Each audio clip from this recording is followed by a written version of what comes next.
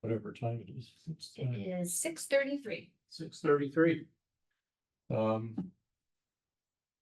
Open the meeting of the North Bennington Prudential Committee for May 14th, 2025. And don't see any public comments. So the finance report, I actually told Doug he didn't need to come today. I will review the treasurer's report.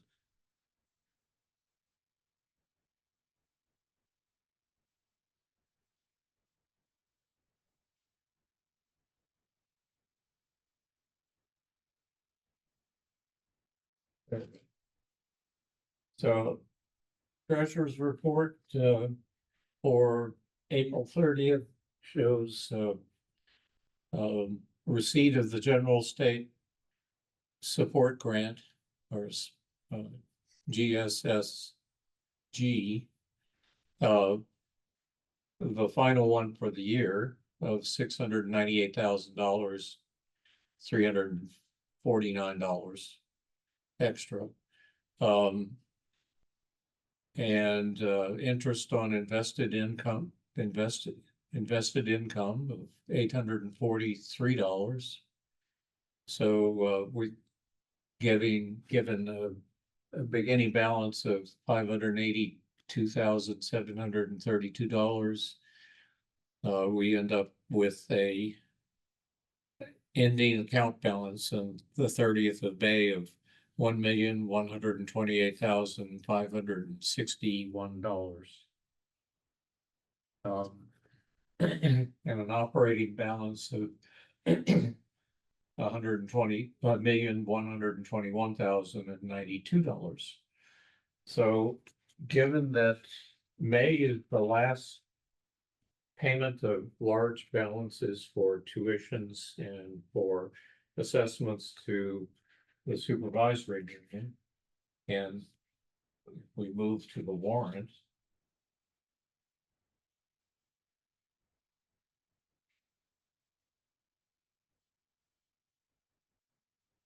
See that the warrant for this month is total $454,349.46. That's going to leave quite a hefty balance. Since this is the end of any payment to tuition payments, so it's basically down to paying our expenses on the building for the year that we haven't paid yet. And so we're all over a fair amount of cash. Some of that cash is going to sit in the account for the ventilation improvements to the building, which are undergoing. They're underway right now, but they haven't done anything on the roof. They've just been working inside the building. So that's the treasurer's report and budget status. We looked at the budget status. I usually look at this in terms of looking at what is the available balance at the bottom of the sheet. And since encumbrances are put in there as placeholders for expenses that haven't been paid yet but will be paid, it takes that into account. And it looks like the available balance will be somewhere in the range of, $550,000. As I said, there's $203,000 there that is going to be spent in the project, the ventilation project. So that leaves us with more like $300,000 balance carry over into to operate upon in the fiscal year for FY 26. And there should be a nice surplus 2 years down the road that goes into the construction of that budget, if we're still operating as a district at that point in time. So, as unfortunately, that means that we have the usual cycle of up and down fund balance. But I think we're doing okay. And I'll move on with the consent agenda, which is just for minutes for April 9th, and the warrants that I just alluded to in terms of amounts. And I will go through those payments. There's a payment to Lori for minutes, payment to Highland Hall School for 3 students, the Village School for 82 students, and here, payment for the LHS associates. That was last month. That's the latest last month's here because of the carryover of the balance due to Highland Hall.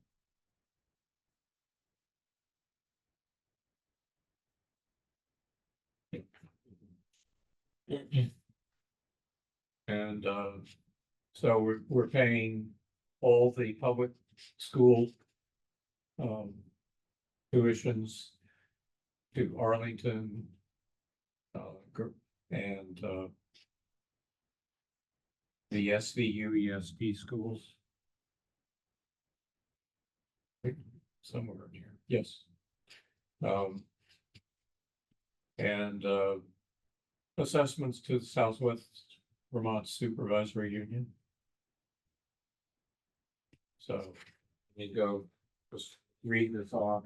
I won't bore you with the numbers, but Arlington School, Arlington's what is the school's name?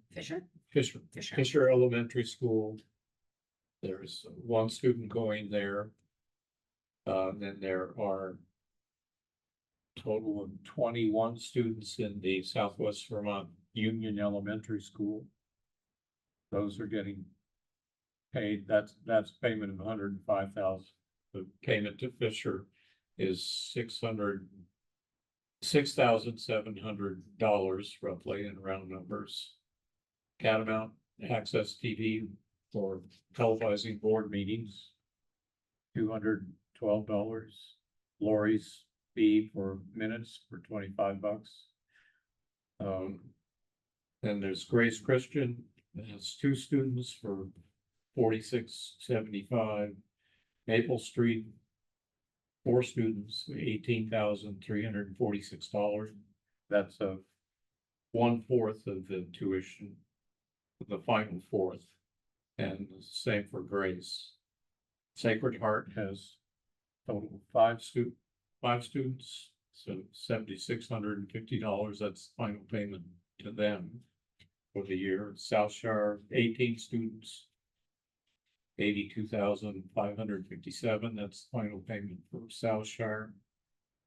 The assessments amount to the supervisory union for administrative services, audit, early education program, financial services, HR, administration, special education administration, special education, early education payment, tech administration, general liability, property insurance, and expenses for the annual meeting, postcards announcing the meeting and printing for that. That amounts to $75,296. And finally, the village school tuition for 82 students, $145,631, totaling $446,000. $1,059. So I'll entertain a motion to approve those payments and to approve the minutes for April 9th. Motion. Thank you. Can I have a second? I'll second. Thank you, Lenny. All in favor? Aye. Aye. That's all of us. Okay. We don't have any policies. The chair's report.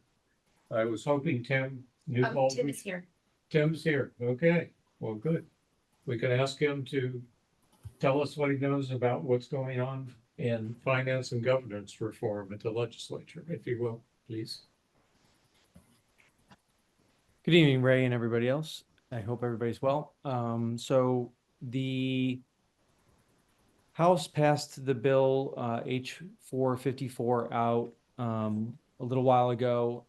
Now I think about 2 weeks, and then it has moved into the Senate. The Senate Education Committee modified that bill significantly with a lot of variation around sort of the pieces And now around we have Matt Patterson. about the Sorry, group that was interrupt. going to decide on the governance structure going forward and the mapping. The other pieces they modified were around percentages of students that need to be in attendance for independent schools to still be eligible. The House bill had said, I can't remember exactly. The Senate bill says 25% to still qualify for funding. And then those were the two big pieces there, the change in how the new mapping is going to be made and then the percentages. The other things that the Senate really investigated were class sizes and things like that. They've kind of taken those pieces out to preserve some of the rural schools. There's still going to be stipulations around how they actually function and the finances and stuff like that, but they didn't want to get into creating minimum class sizes and things like that because they felt like the schools themselves or the districts would be better equipped to make those decisions rather than the legislation. So the Senate bill looks much more favorable for us and the other independent schools around the state who are, grappling with these education reform challenges. The other piece, it's now in the Finance Committee. The second piece is potentially more pivotal in a lot of ways for the district and the state as a whole, and that has to do with the funding model. It's going to move to a foundation model. The House has put a foundation model forward. The Senate, I think, is going to potentially be in support of that. It's in the Finance Committee right now, and as to the details as to what that's going to look like, I think they're hoping to get it out by the end of this week, maybe next. And then it would go over to crossover where the two, the Senate and the House would then figure out where their points of agreement are and where their points of difference are and sort of negotiate where to make the bill go forward. With the funding model, some of the things just for us as a district to think about that are going to be potentially challenging because it's just going to make it harder for schools to figure out exactly what the budget is going to look like. We're no longer going to be able to set our tuition in this model. The model is going to be where there's a base amount per student, Right. and that looks to be in the $15,000 range. That's where I think we'll end up landing. And that would be, they're using that for what would be next year, and it wouldn't count for next year, but the idea is to start it thinking about the numbers for next year and then what it would look like beyond that. And then there are weightings after that. And so this is where the devil's going to be in the details as to exactly what those weights are going to be and how they're going to figure out how students qualify for those. So one of the big pieces they've talked about is students in poverty. So how are they going to determine that? Are they going to use the free and reduced lunch data to determine that? Are they just going to use the free lunch kids? Are they going to use the reduced kids on top of that and the ones we feel who qualify through self-reporting.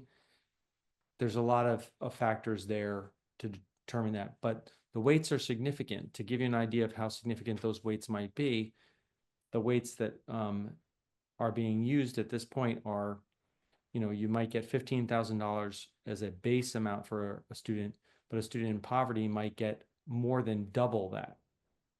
So that student then might get more, twice as much as 15 plus a little bit more. I think the weighting factor is 1.02. So it'd be a little bit more than twice as much. Students who are English language That's so learners. you have a student that's valued 1, but you add another 1.02. Yes, so that Okay. student who is worth $15,000 is now going to be worth slightly over $30,000.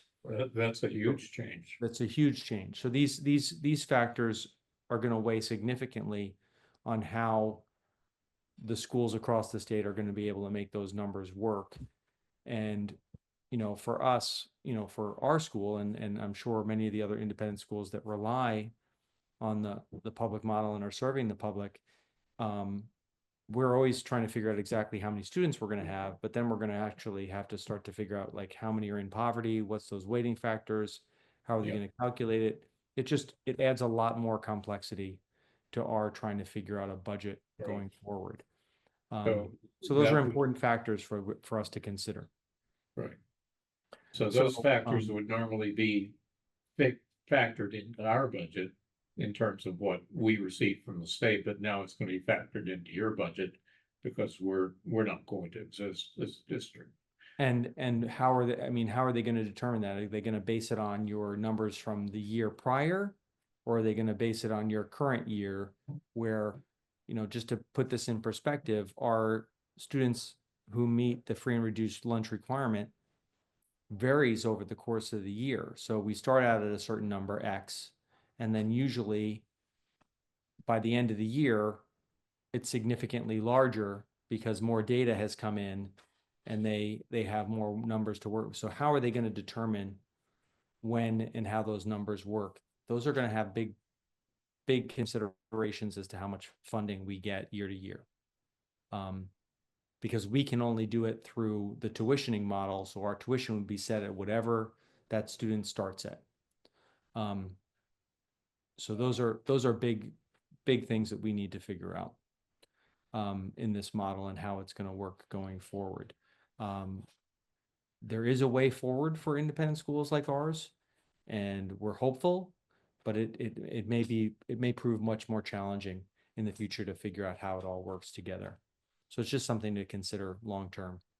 So the crucial thing about free reduced lunch then will be which way they run those numbers, whether they're taking certs or taking self-reported free and reduced lunch. All of those factors are gonna Right. meld into this equation and how it all plays out. So, And- and I'm not even sure that that's going to be the data that they use to determine Right. those characteristics. But I believe you've said that you currently have about 40% free and So reduced lunch. last year we had about 43%. This year we have about 45. But if I go back to the beginning of the year, the data was probably more like 35. But by the end of the year, it's now at 45. So when are they going to determine those factors makes a significant difference, because some of the data they needed, they had to collect over that year to figure out whether those students qualified or not. Well, that would, if they hold to this formula, though, that's a significant influx of money for tuition. But if you average it out, our tuition, I've done the numbers, and if we're at 44%, it may work a little better, but there's been years, so if we then, like, again, the year started at 35, if we drop down to that number, then it's significantly lower than the amount we raise in tuition presently. Okay. So it is a Yeah, significant. shift the in variability policy. of those The variability percentages. is much Yeah. more complex in how Right. they're going to determine. And when it is, Exactly. normally it's based on census date. I Yeah. don't know So if they're going to maintain that. so if they do it by the year prior or something along those facts, then we can actually Mhm. figure some of those numbers out. But if they're basing it on the current student as they stand entering to the school year, and they've talked about the money following the student directly, Right. it's going to be a much more challenging equation to figure out. And is that like if a student moves from one school to another due to a residence change? Or perhaps a choice change? How is that going to be? You don't, that's a detail that hasn't been considered. That's probably 10 steps down the road, Ray, at this point. Yeah, I think they're really trying to figure out just the overall equation, but that overall equation is Yeah. going to have a lot of impact on how Okay. we operate as an institution.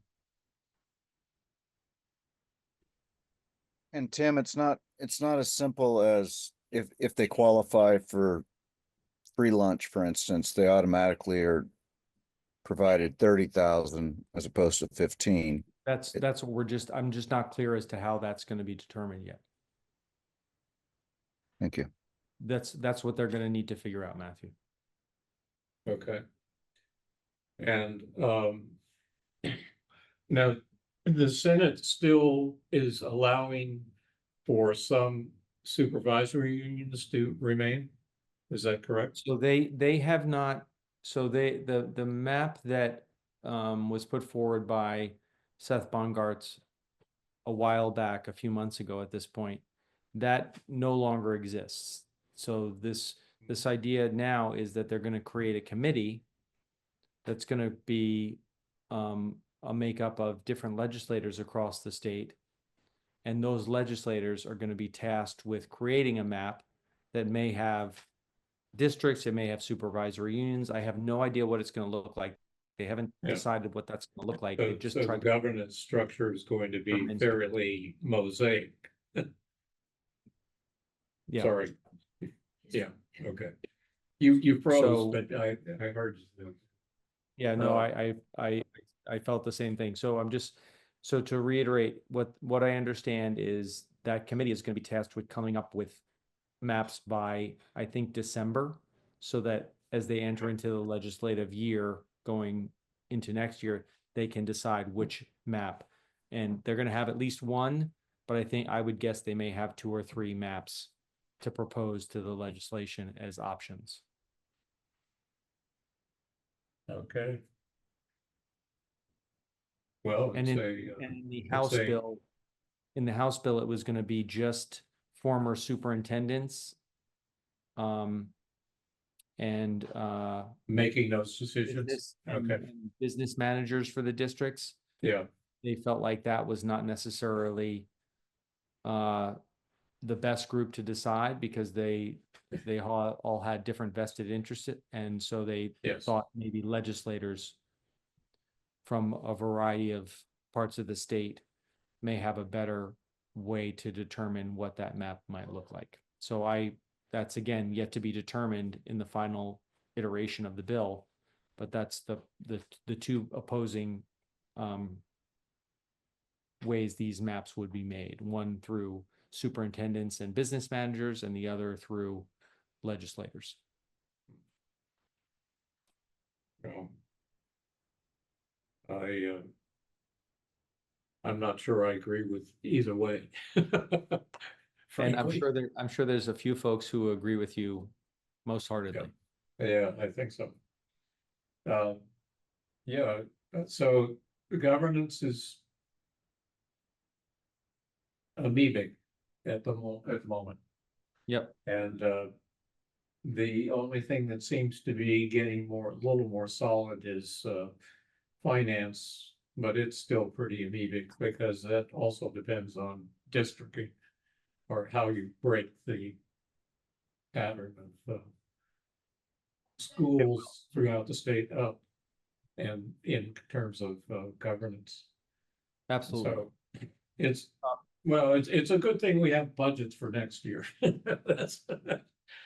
That's, that's pretty clear, because otherwise we'd be wondering what you're doing for paying for education. But, and I'm sure the governor's not too happy with all this, but I think there's no way for them to do this in 1 year or 2 years. Yeah, it's going to be 3 or 4 years, because they've bitten off more than they can chew in 1 year. Just one positive note, I don't know if it's on the agenda, Ray, or the rest of the Prudential Committee, but the indoor air quality project has started. They Yes, need to do the work over the April break. So a couple of the hallway ceilings are exposed so that they can Right. look at some of the existing vents and things like that in there, and to prep. They've also prepped the roof work already. So they've put the platform on the roof where the air exchanger is going to sit, and they've built the tower on the roof where the venting is going to enter into the building itself. So those pieces have started, and there's people in the building regularly working on the roof or in the attic when they can, to prep as much as they can before the summer starts. right. So that's great. And the contract's all signed, the insurance is all taken care of, obviously. Yep. And they've ordered the equipment. I've seen that notice from Centerline saying it's all ordered. Yeah, no, I was concerned a while back with all the tariff Right. conversation like that this may change the whole budget. But all of that stuff had been ordered well in advance, and the contract holds as it existed when we originally signed it back in. I think it's now December or so. So we might see minor changes, but we're not going to see any major adjustments. Yep. Based on changes in costs and things like that. We will see a small adjustment for If there's naming district as an insured. if there's unforeseen things, yes. Yeah. But nothing of the major the biggest piece of this was the equipment. So Right. we're not going to see any big change there. We're not going to see any change there. All right, well, I'm amazed that we got to this point, but I'm happy that we're there, so. And I appreciate your work on working with Efficiency Vermont and with the Centerline and the contractors. No, we lucked out in this whole situation. It's been Yeah, we did. in some ways, but it's also lucky in others that we've had people step up. And I want to just thank our team internally, Terry and stuff, for just making this work and meeting with everybody that needed to make this happen. Right. So it is going to be certainly an upgrade to the building and to the functionality of the school going forward. So we're happy about that. Good. So the fact that the legislation looks like it's going to could allow for a continuation of school functioning there, it's good that all those things come together and we continue as a school. The ventilation gets used for something productive, like making kids' lives in the classroom a little bit easier. Well, so that's really all we had on the agenda. Laura, do you have anything to add on the governance? Have you seen or heard anything? I have not. We've had a legislative breakfast for board members, and we helped to support a forum that was held at the high school for a few weeks ago. And I think, we're waiting for the next piece of information, as Tim said, probably at the end of the week. So there's been a lot of like just comparing side by side, but I think they've been taking a lot of they have been taking a lot of testimony linked to the foundation formula and the weight. So right now, and our director of finances, Renee Gordon's been following that. So I think we're waiting to see what happens probably the end of this week, beginning of next.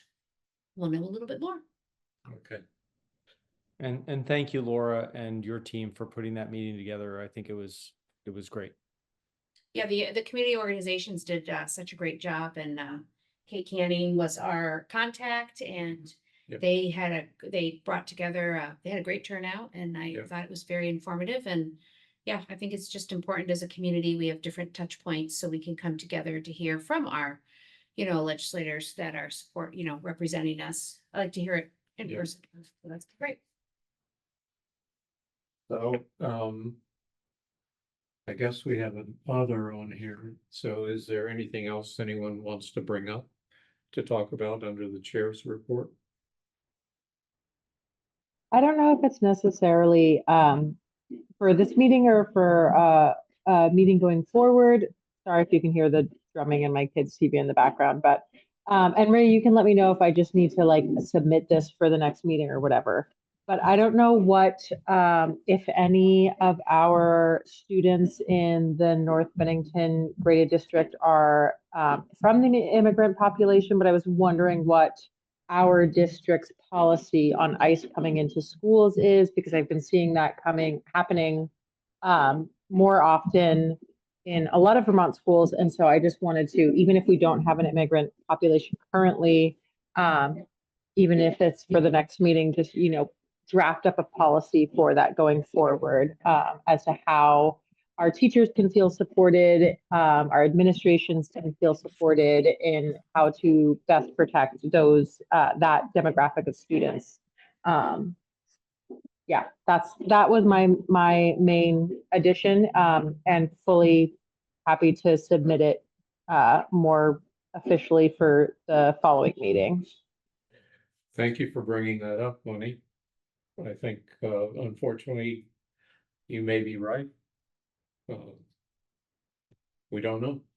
Can I add something? Yes. I just want to let you know that the larger district does have a procedure. So it's not a policy, but it's a procedure that our administrators and school staff that might be support administrative assistants, people that are answering doors have. And so I do want to share that that's been in place for quite some time, and that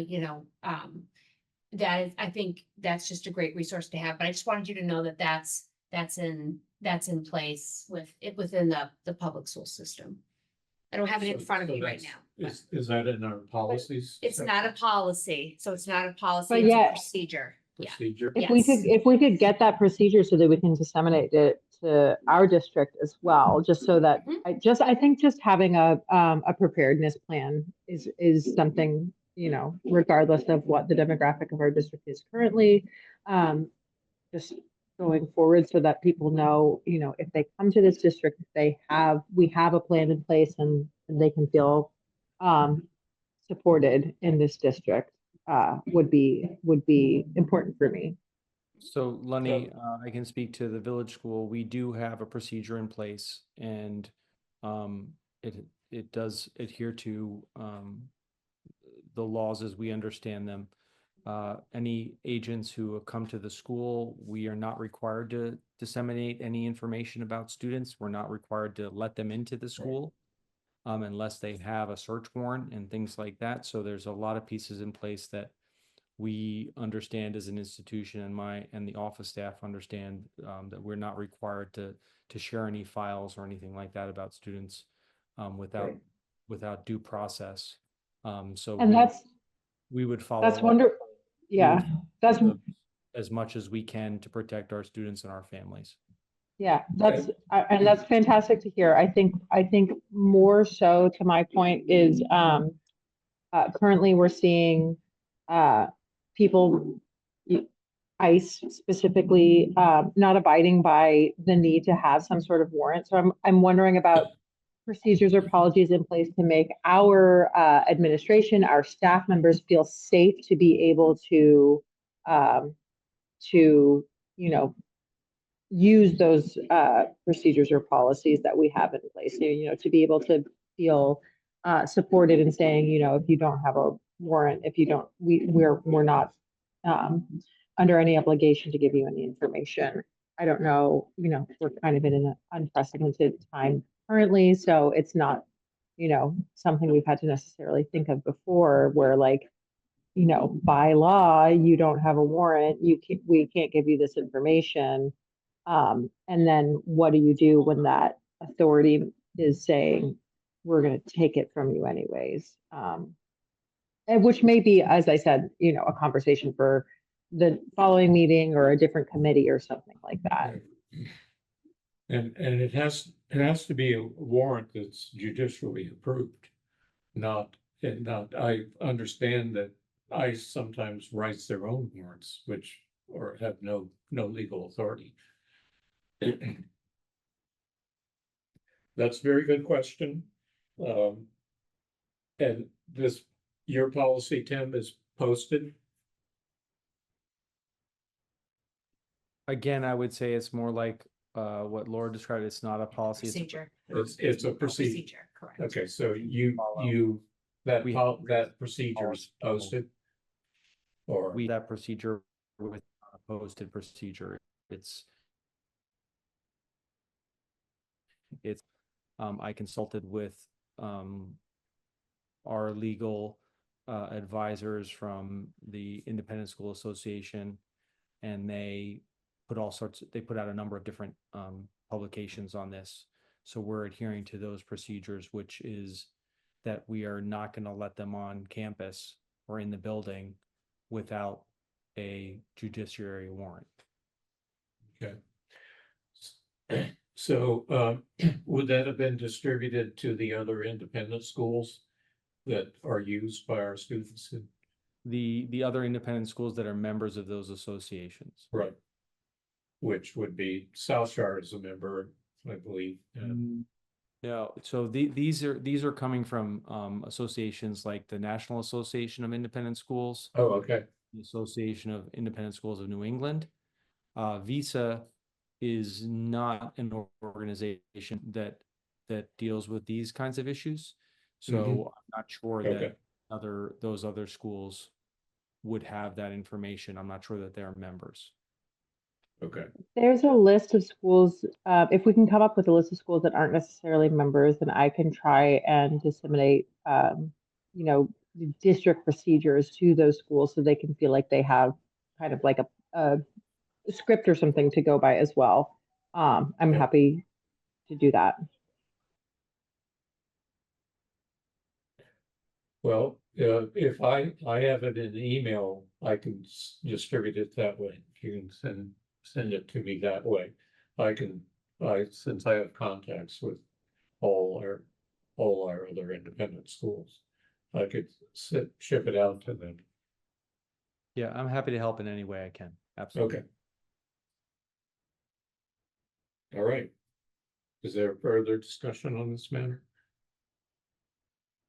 Seeing none offered, I'd entertain a motion to adjourn. So move. I'll second. I'll second. All Ty, right. James, Bye. Bye, everybody. bye. Bye, everybody. Yeah.